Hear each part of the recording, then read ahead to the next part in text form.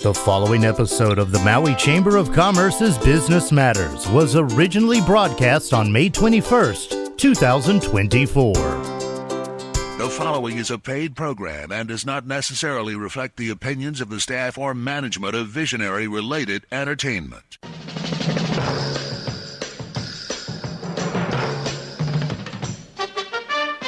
It's time now for Business Matters, brought to you by the Maui Chamber of Commerce.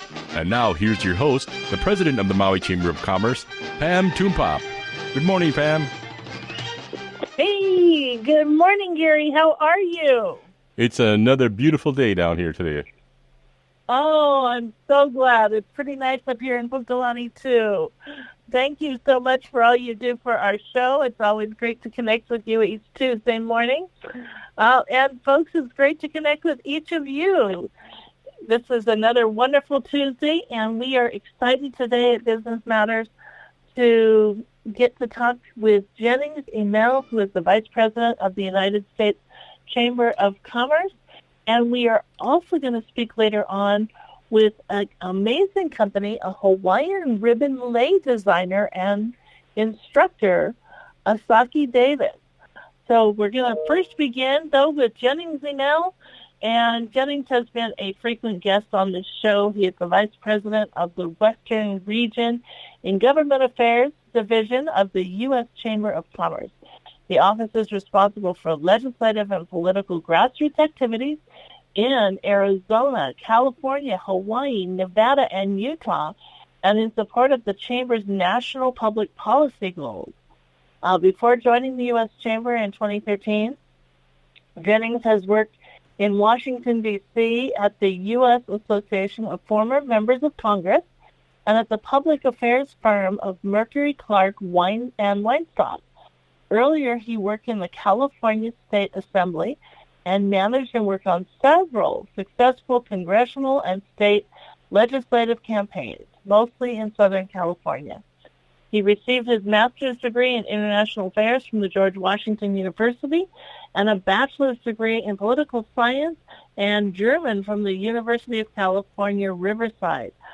So good morning, Jennings, and welcome. How are you this morning? I'm doing well. Good morning, Pam. Thanks for having me as always. Appreciate it.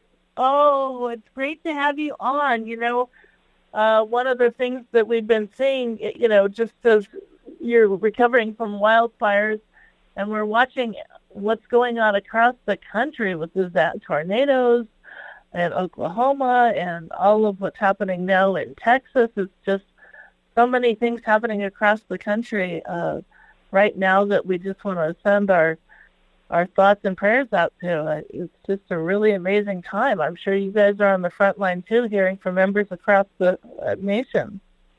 Oh, yes, absolutely. Our foundation has been very involved. Obviously, we've worked with you, Pam, and the Maui Chamber, as well as the Chamber of Commerce Hawaii, in responding to the Maui fires. And similarly, we do a lot of that work across the country, working with our chamber partners and seeing how the business community can engage and help address some of the problems that do come up, obviously, impacting businesses and families whenever you have an unfortunate natural disaster.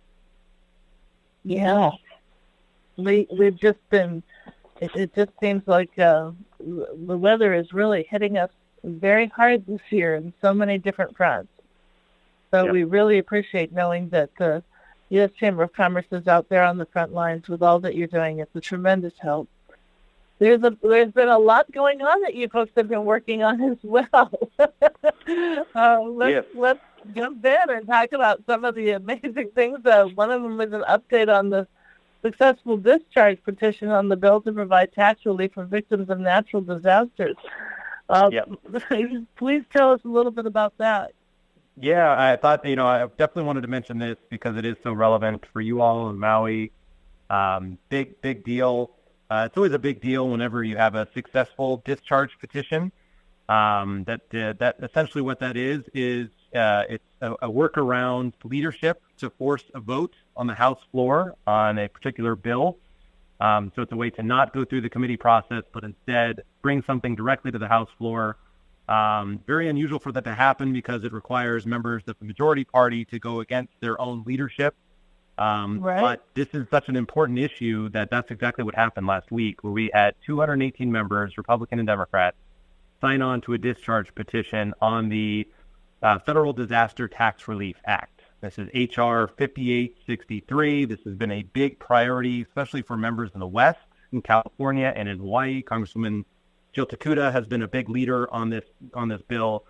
And what the bill does, it is essentially excludes disaster relief from being considered taxable gross income. So that means compensation for any kind of expenses or losses that were incurred due to a qualified wildfire disaster, any kind of settlement payments that were received by families that have been impacted by wildfire. Previously, or as is currently the law, those payments are considered taxable income. And so you get the double whammy of having lost your property and then being hit with a tax bill that you don't deserve, that you shouldn't be getting. Right. And so this bill addresses that. It exempts those payments from being considered taxable gross income. And so that's obviously, you can see why this is such a big deal for Maui, a big deal for so many states in the West that have been impacted by wildfires over the last couple of years. This bill was it was part of a larger tax package that passed the House at the beginning of the year on a bipartisan basis. That bill had research and development, immediate expensing for R&D, 100% bonus depreciation for large capital expenditures, and net interest deduction. Really important provisions for the business community, and it also included the wildfire tax provisions. That passed the House. Unfortunately, it's been stuck in the Senate for some personal reasons, political reasons. It's kind of complicated, but we have not been able to get any traction on the Senate side.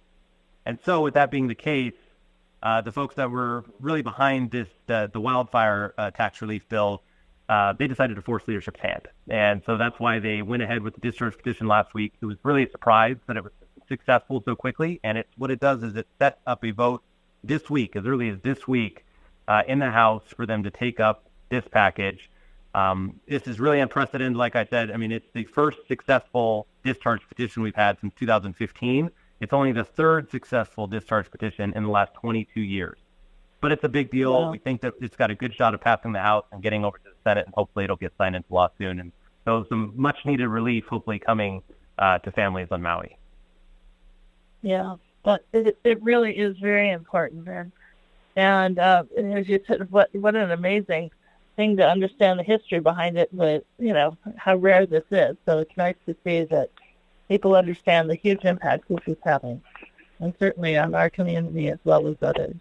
So this is tremendous. And it's a great example of bipartisanship. How can people help support this at this point? Right. Yeah, you've got folks across the spectrum, Republican, Democrat, really from all, progressive Democrat to much more conservative Republicans coming in support. I mean, this has really been driven by, folks like Jill Takuda, Congresswoman, and Congressman Doug LaMalfa, a very conservative Republican in California, where you might not think that they've got a lot in common, but they've come together on a package like this. So this is exactly the kind of thing that we want to see more of in Congress. Yeah, absolutely. That's fantastic.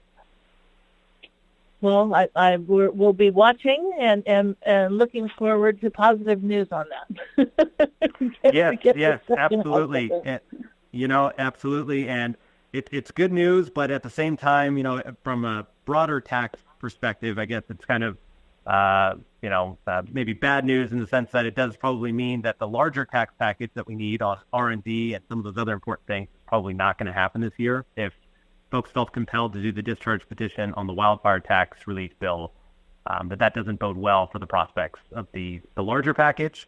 So I think for the business community's perspective, we're going to have to continue to talk about that, why getting that done is so important for the business community. I mean, you think of research and development, we are one of, I think, 2 countries, OECD developed nations on the face of the earth, that does not incentivize R&D at the moment. And we haven't been doing that since 2021. That's when it expired. Congress has said they're going to get to it, and they haven't gotten to it over the last several years. We know we need this to be addressed. We need Congress to tackle this, and it's going to probably get now thrown into 2025, where we've got a huge tax cliff coming with, the 20% deduction for small business pass-throughs. That goes away at the end of 2025. the individual rates go back up in 2025. There's a lot of stuff happening there. And so that's where the big tax fight's going to be. But unfortunately, this R&D, bonus depreciation, all that stuff is going to get kind of mixed into that discussion. So that's unfortunate, but hopefully we can see some wildfire relief. Who is the other country, Jennings, that doesn't incentivize R&D? Good question. I believe it's either, if I can remember, if it's Belgium or Finland. It's a European country. I can't remember. It used to be Belgium. I think Belgium might have addressed that. I'd have to double check, though.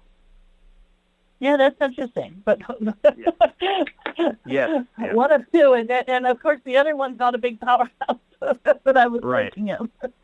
Exactly. Every other major competitor nation that we're having to compete with economically is already doing this. So, we've got to get our act together. Yeah, absolutely. So, one of the other things that's, related to all of this, of course, is, regulations and how we're pushing back against some of this regulatory overreach. Right. Yeah, the regulations, that's where so much of the fight has been recently. And then you look at this year, that's where so much of our, so many of our resources have been devoted. It's a tough environment legislatively to get things done. We've got the discharge petition, which is great, but the fact that we even have to do a discharge petition is kind of telling in how difficult it is to get things done through regular order in Congress. We got the FAA bill, great. Farm bill's coming up. That's a big deal for Maui, of course, September 30th. And then you've got fiscal year 2025 bills coming. But those are really the only must-pass pieces of legislation that have to happen this year. Other than that, not a whole lot going on the legislative front, which means, though, that the administration has been hyperactive on the regulatory side of things. So we have seen an onslaught of rules and regulations, many of them bad for the business community, looking at clamping down on competition or implementing kind of new definitions of antitrust and kind of managing competition and managing markets and how they work. A lot of kind of pro-union type rules and regulations as well that really tilt the scales in favor of unions and against employers. Mm-hmm. So we've been very active in this space. Currently at the U.S. Chamber, we have 16 active lawsuits, 12 against various federal agencies. We've got lawsuits against 3 different states. A lot of this stuff is going on at the Federal Trade Commission, the SEC, the Consumer Financial Protection Bureau, CFPB.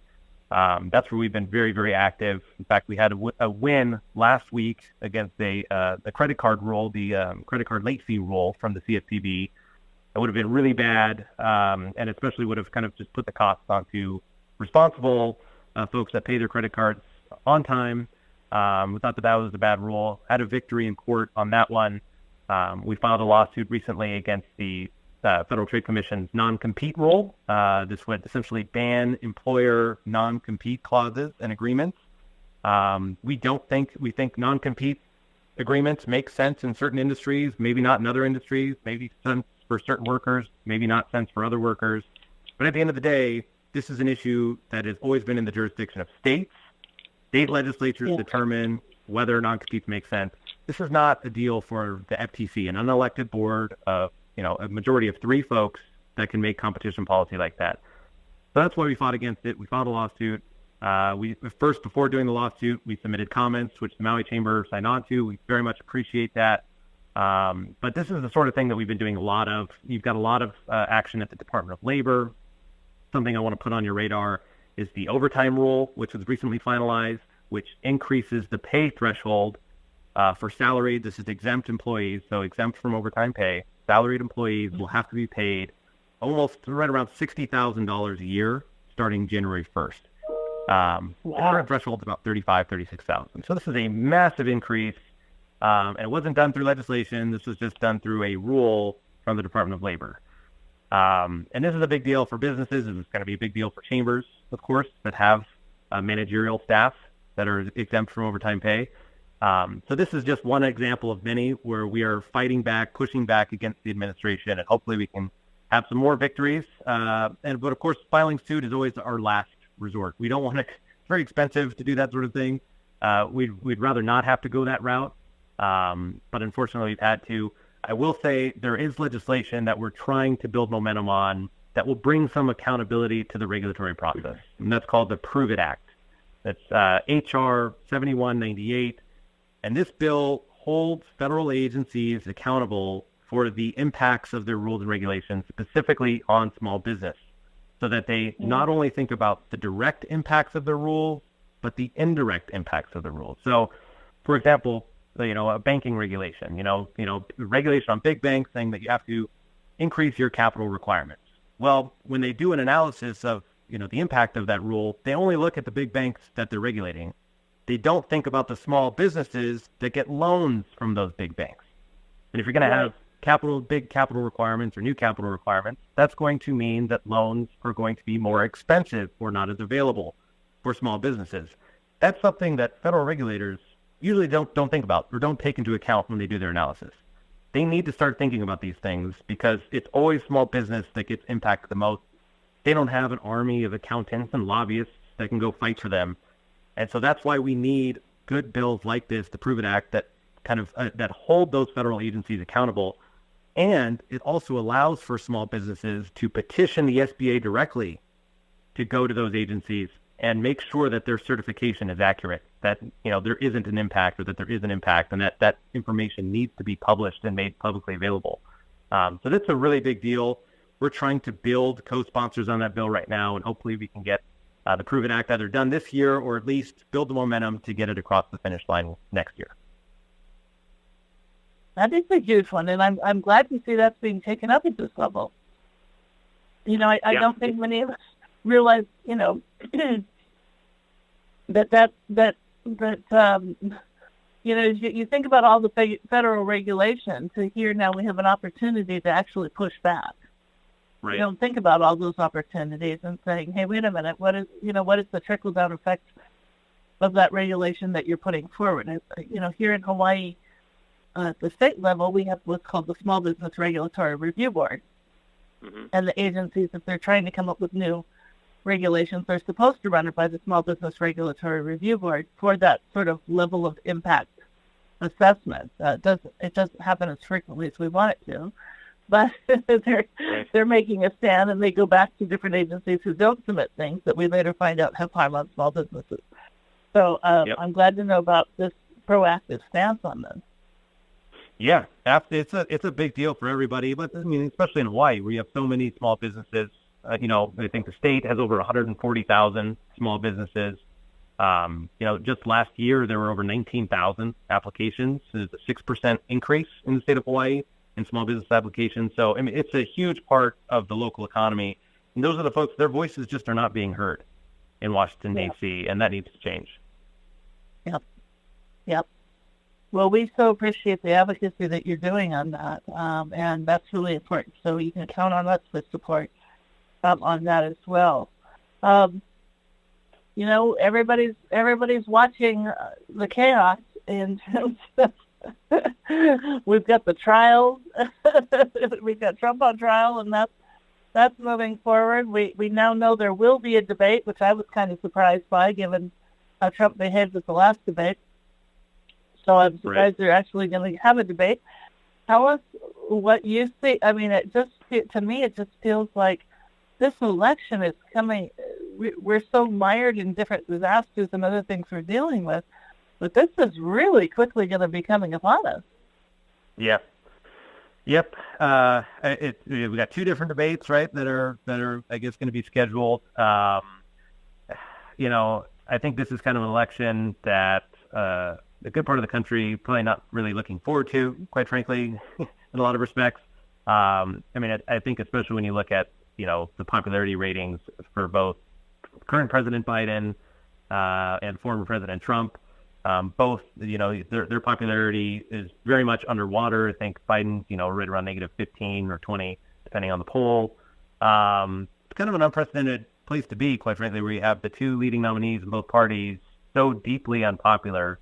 And at the same time, Congress's popularity has never been good. I don't think that's a shock to anybody. But, the last Gallup poll that I saw had them at 8%. Congress was in an 8% approval rating. The lowest on the list. There's like 30 or 40 things on the list. It was dead last. It's not good. And I think just in general, institutions are kind of suffering from a lack of confidence in this country for various reasons that we don't have time to get into right now, obviously. But what the good news, I think, the silver lining that you could take out of at least those polls is the fact that small business is always number one. That's the most trusted institution in America. And that means that chambers, because chambers are so heavily associated with small business, chambers are also held in very, very high esteem. So depending on the poll, it's usually anywhere between 65 and 72, 73% favorability rating. So that's great to see. I think that puts us in a good position, as chambers of commerce, as small businesses, to have our voice be heard and to have our voice be influential in the public debate because we are the most trusted institution in America.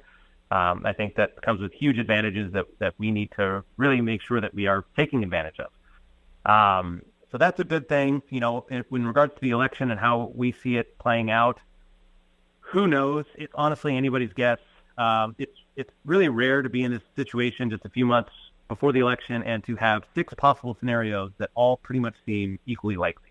I mean, you could have unified Democrat control, unified Republican control, split control. You could see all 3, House, Senate, and White House flipping.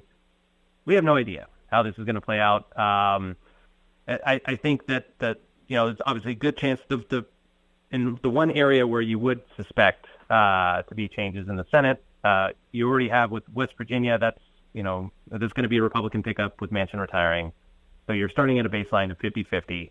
Republicans, you look at the map, are in pretty good position in places like Montana, Ohio, Nevada, possibly Pennsylvania. There's some pickup opportunities there. But either way, it's going to be extremely narrow on the Senate side. The House side, very unclear, very narrow majority right now that Republicans have. Democrats probably feeling good about their chances overall, especially with abortion and stuff in places like Arizona. That's been like a big issue, and you have abortion on the ballot in a lot of key battleground states as well. That's going to be a turnout driver. So Democrats probably in pretty good position. I think you're going to really look at the West Coast and New York, New York, California, and stuff like that in particular. Those are where the real key battleground House races are going to be. But either way, it's going to be extremely narrow, the majority, probably, single-digit majority for Republicans or Democrats. So it's going to be very narrow government, just like we have right now. We see that at the U.S. Chamber continuing to be the case for the foreseeable future. Where neither party is able to get 60 votes in the Senate, and you need 60 votes to get big policy items done.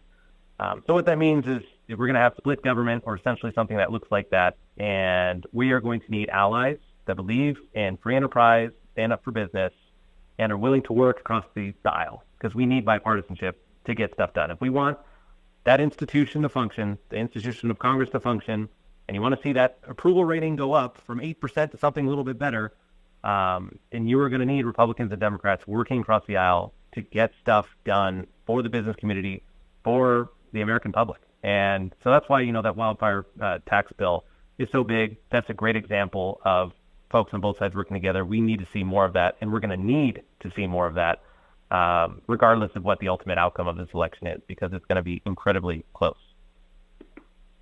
Yeah. Yeah. I can't imagine. I can't think of a time that I thought it was more scary than this. Right. Oh, and I didn't even get to go into all the foreign policy geopolitical issues we've got brewing at the moment. Yeah. If we really want to turn the conversation in that direction, maybe next time. Well, we do have a couple of minutes, so I mean,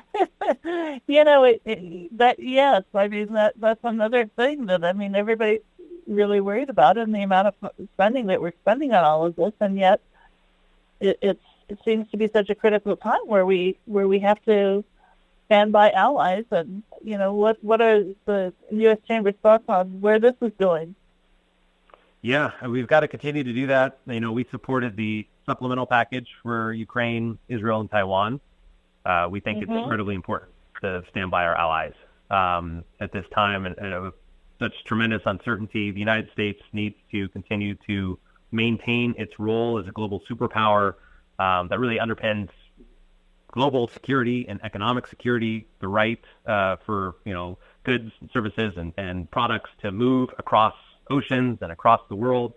All of those things happen because of American strength and kind of the security apparatus that we provide.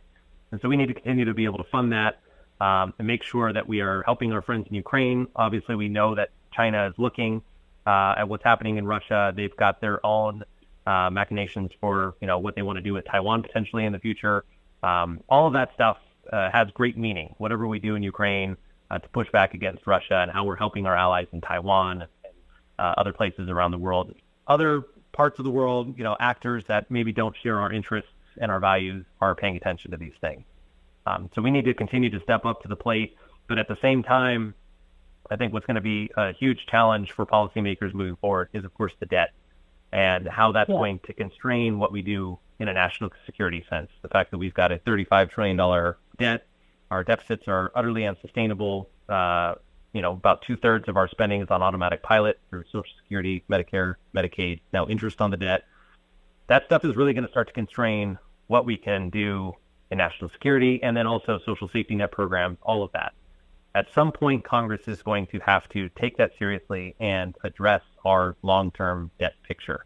And I think that those conversations are starting, and they'll probably pick up next year, especially as that whole tax conversation comes into play. Like I said, it's a $4 trillion tax increase, but there are folks that are going to, look at it as a cost of $4 trillion to renew all of those tax incentives and tax breaks. And so what does that mean for the broader kind of debt picture?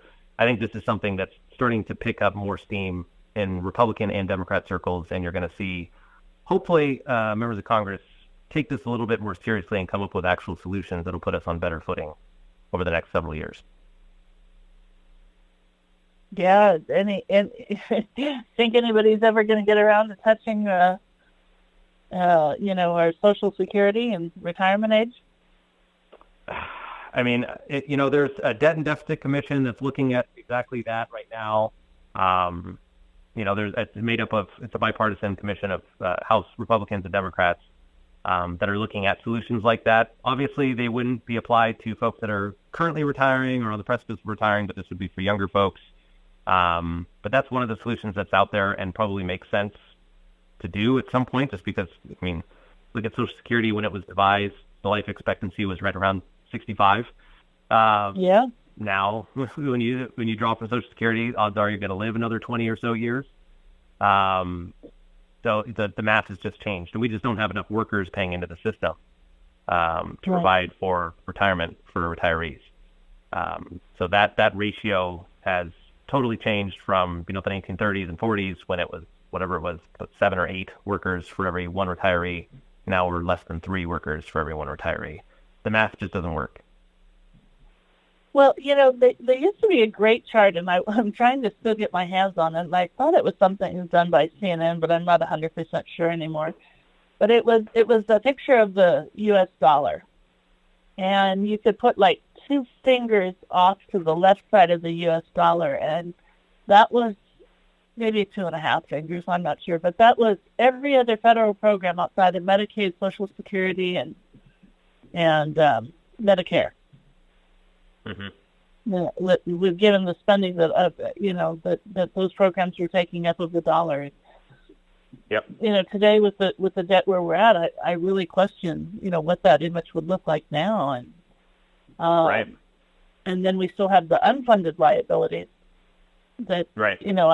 How aligned is the U.S. Chamber with the thinking of like truthandaccounting.org, which takes into account not only what we say we have on the debt for the books, but we also account for the unfunded liabilities and equate that to what would be owed by every man, woman, and child born today in the U.S.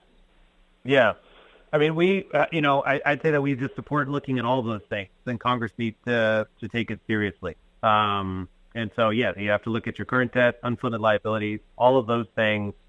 So that's why we have supported the Debt and Deficit Commission. We've supported the Trust Act, which is a bill that kind of mandates that Congress put together at least a slate of proposals to do something about this problem and tackle the insolvency issue that's on the horizon for Medicare and Social Security. So we've been supportive of all those legislative efforts that take a big picture look at this, because it's just not sustainable. And it's going to have impacts on national security, on our ability to fund infrastructure, social safety net programs. I mean, just basic things, though, that we all rely on as Americans and business owners or, employees, workers. I mean, everybody needs a functioning government, and it's going to make it that much more difficult if, we kind of stay on the current path that we're on. And obviously, it means very negative things potentially from a geopolitical perspective, right? When other countries are continuing to spend on their national defense and are obviously we have a very threatening world out there, and if we're no longer able to respond the way that we once were, then that creates a vacuum, and a vacuum will be filled, and we might not like who fills it. Yeah. Tough things ahead. Yes, absolutely. But that's why it's so important that we talk about these things, and we stress these issues to our members of Congress, and we get the right folks in office that are willing to take a serious look at these things. And there are a number of members. I mean, I think on the debt deficit stuff, I know that Congressman Ed Case, he's been a real champion on kind of bringing some fiscal sanity and responsibility to Washington D.C. So I mean, those are kind of the members that we need, and we just need to kind of build that bench and talk about this issue from the business perspective, and hopefully we'll make enough gains and we'll get Congress to start to take a look at this and do something about it. Yeah. Well, I know you're pressing each and every day. I just really want to commend you and the U.S. Chamber of Commerce for your very active role in all of these issues. And thank you so much for all you're doing. And if we're ever MIA, just call Amber, and she'll make sure that if she hadn't yet seen the email, let us know, because we want to make sure that as these things are coming up, that we're supporting the work that you're doing and making sure we're continuing to ring in on these issues, because it's a lot to deal with, and you guys are out on the front lines every day. So thank you so much for all of that, and for taking the time to come and give us an update. Because it's sometimes you're watching so many things going on that you don't realize some of the nuances or the importance of some of the great things that have happened to support us and that we're going to benefit from. And stuff's still on the horizon, and we'll be watching eagerly with you as we keep moving towards the election on where this is going. Yeah, absolutely. And thank you for all that you do, Pam, and the Maui Chamber, and thank you for your support and partnership. And hopefully next time we'll have some good news, especially on the wildfire tax front. Hopefully we would have gotten that done and signed into law. It's a little bit more uplifting of an update next time I join you all. Well, we look forward to that, but we appreciate the real update too. Yep. Thanks, Jennings. Well, you have a wonderful day. Thank you. You too. Thank you. Bye. There's so much going on in Washington, D.C., and I'm sure many of you, like us, are watching the news, or sometimes I'm watching the debates and think, oh my goodness, I just don't have time to listen in on all these things, because it just seems to be stalemated or not moving in the right direction. But it's really such a critical time in our country right now, and this is going to be such a very important election. I really encourage everyone to, if you haven't voted before, now is a good time to think about registering to vote, because this is going to be one of the most interesting elections in my lifetime, anyway. I've never, my mother, who's in her 80s, is going to, she keeps saying, well, this, she's watching these decisions and really worries about future generations, as do I, and especially with time when, so much is going on, and we've got wars, and it just doesn't seem like there's any quick end in sight. So we will watch that. Of course, we do candidate endorsements as part of the Chamber's rule and our civic duties to help educate people about different candidates. We do that primarily on the county level and state level, but we do look at and have supported our congressional candidates as well. So want to just kind of tune everybody in as we get closer to the election. We'll be doing more of that and sharing and having Jennings on more. Tell us about what they're seeing in Washington, D.C. But we're really excited now to have Asaki Davis. She is on, Asaki is on hold, and she was born in Japan and now resides on Maui. She is a ribbon lay designer and instructor who creates beautiful pieces and shares her skills with many others throughout the world. In 2019, she became a certified instructor of ribbon lay by founder Carol Miko.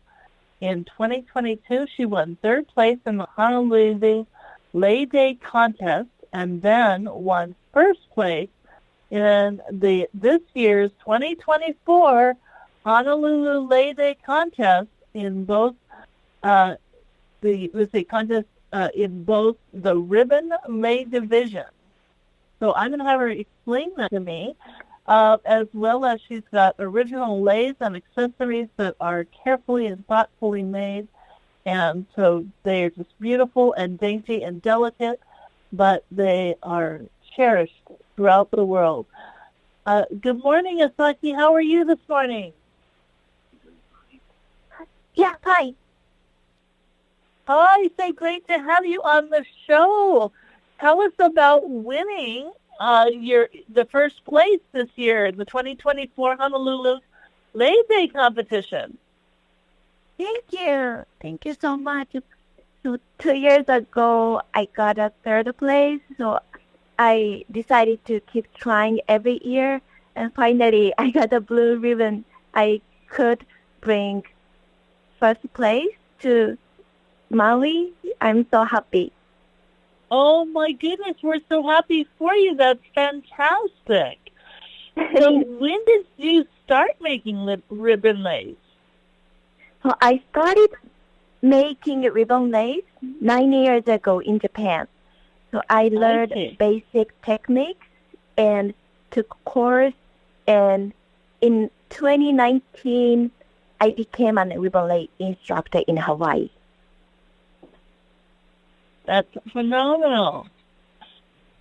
And the one that, tell us about on the ribbon lay, what kind of styles do you do? What kind of style? So usually we make flower lay as a ribbon lay, but I try to make not only flower, shell lace, feather lace. So yes, I try to make feather lace, shell lace as a ribbon lay. They sound beautiful. Now, how did you get interested in doing this? I know it's a lot of work, and you have to be very careful on how you do it. They're very delicate. Yes, but it's delicate, but actually it lasts long. So yeah, I think I love fresh flower lay, but ribbon lay also amazing, I think. Yeah. And what colors do you like to use? Which colors? Colors. I use ribbon, and then several colors I use. So sometimes I use not only ribbon, I use beads, yarn, and coals. Wow. I'm trying to envision them, and I wish we have pictures. We're going to have to go look. Do you have a website where people can find your lace? Yes. So I always put my pieces, a picture of my pieces on my Instagram account. The account name is LINO _ 2 underbars and Melia, Lino Melia. And then I have homepage too. It's linomelia.com. And then you get pictures over there too. Yes. And is it's INO, Malia? Is that correct? Yes, LINO. LINO MELI. Oh, fantastic. Yes, Namelia. Well, we want to encourage everybody to see them, and do you sell them in stores on Maui too? Yes. So actually, currently, I receive many orders. I ship all over the world, and I take orders on my Instagram account. If someone like my Leis, please send a DM, direct message to me.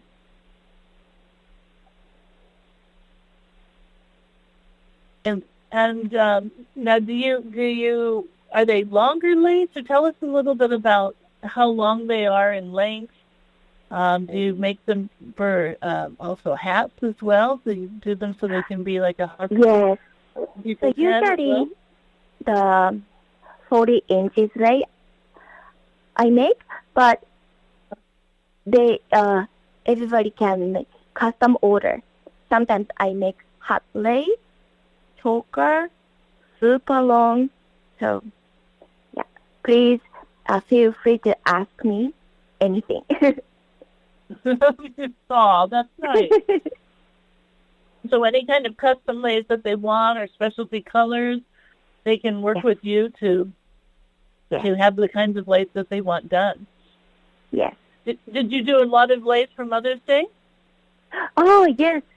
And graduation season too. Oh, yeah. So, yeah, I sometimes make school colors with school color. Yeah. That must have been a very busy time for you.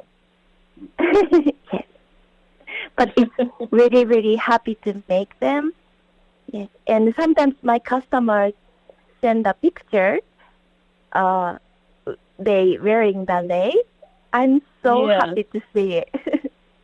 Oh, that's nice. That's amazing. How long does it take you to make them? Oh, depends on the design, but usually it takes 1 week, 2 weeks. Yes. And what kind of thing? What inspires your designs? Why did you start to make? Oh, I started making ribbon lace 9 years ago because at that time I learned hula in Japan, and I wanted to give something special to my hula teacher. And I look up about ribbon lace, and I looking for amazing teacher in Japan, and I learned from her one day, and I studied it into the lace because it's so beautiful. And then during making lace, I can put mana to the lace. So I think about my teacher, my friend, my family. Yes. So actually, I love to the making time is so special for me, like a meditation, a happy time for me. Wow, that's amazing. I really love that. It sounds like such a very thoughtful practice where you're really pouring your good feelings and energy into that. That's really such a treasured gift.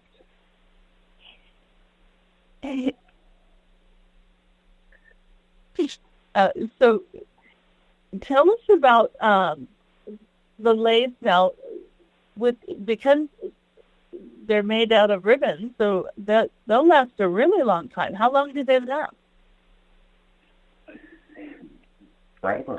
So actually, last long, last forever. So sometimes I call them forever Leis. Yeah. Yes, it lasts long, I think. So some Do you people have to? framed it.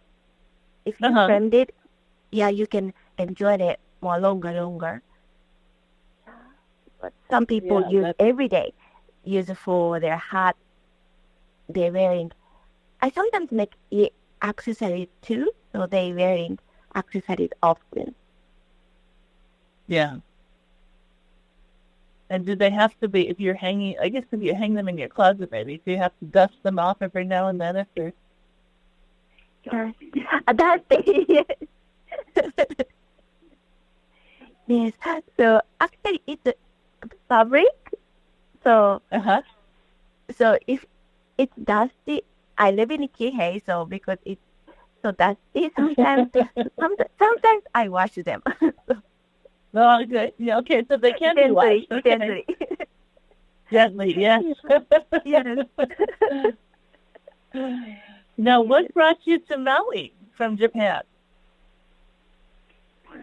Oh, so I used to live in Oahu Uh-huh. for 3 years and a half as a student. I learned English, and then 2 years ago I met my husband and I got married, and I moved to Maui 2 years ago. Oh, how nice. I love Maui.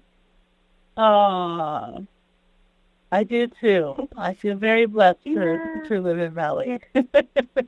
Yeah, I got many inspirations from nature of Maui. So yeah, I sometimes walk around and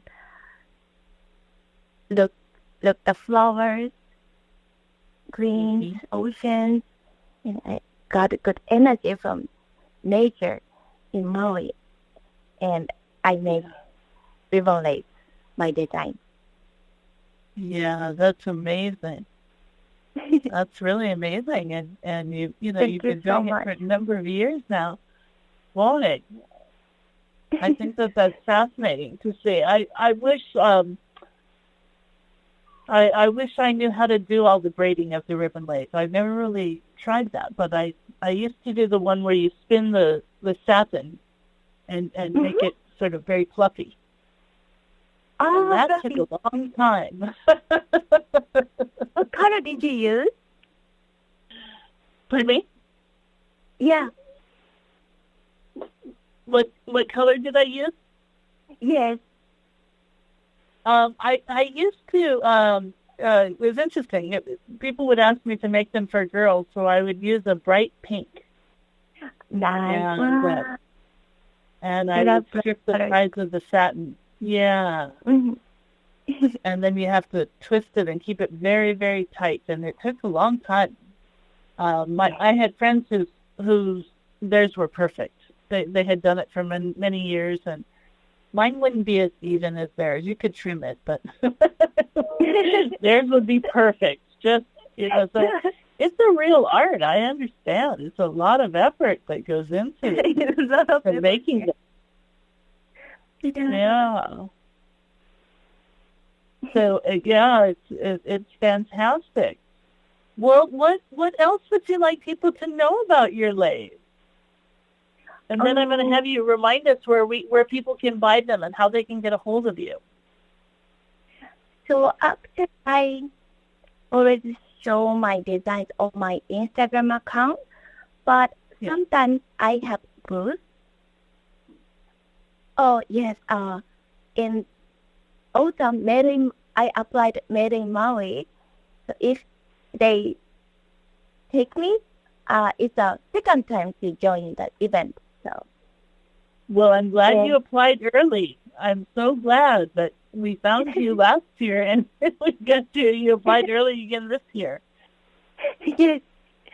And then next month, June 9th, at Four Seasons Hotel, I will have the booth with other amazing artists. Awesome. So, okay, June 9th, what time of day at the Four Seasons? What then? Maybe 9 to 2. Oh, nice. Okay, good. So Yeah. That's awesome. I would think you do very well at places like that.